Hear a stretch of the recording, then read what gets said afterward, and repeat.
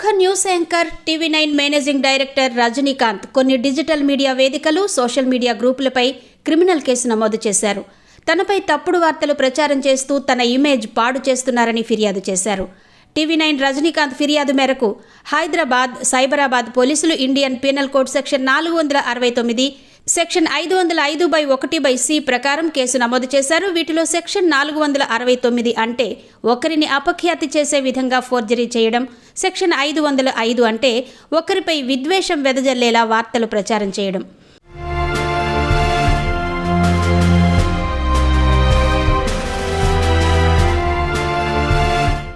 కొంతమంది గుర్తు తెలియని వ్యక్తులు తన ఫోటోల్ని మార్ఫింగ్ చేసి ఫేక్ వార్తలతో సోషల్ మీడియాలో వైరల్ చేస్తున్నారని రజనీకాంత్ తన ఫిర్యాదులో పేర్కొన్నారు.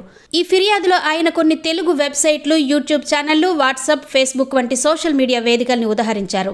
రజనీకాంత్ ఆస్తులపై ఐటీ దాడులు జరుగుతున్నాయని, దాంతో అతని వ్యాపార భాగస్వామి అరేంజ్ చేసిన ప్రత్యేక విమానంలో హుటాహుటిన ఢిల్లీకి వెళ్లాడని గత 2 రోజులుగా ఈ తెలుగు వెబ్సైట్లు, యూట్యూబ్ ఛానళ్లు, సోషల్ మీడియా గ్రూపుల్లో ప్రచారం జరుగుతోంది.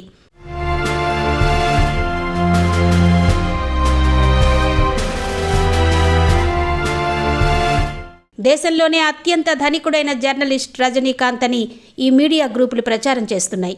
హైదరాబాద్, బెంగుళూరు, అమరావతిలో రజనీకాంత్కు ఆస్తులున్నాయని, వైసీపీ నేతలతో వ్యాపార సంబంధాలున్నాయని కూడా ఈ మీడియా గ్రూపుల్లో వార్తలొచ్చాయి.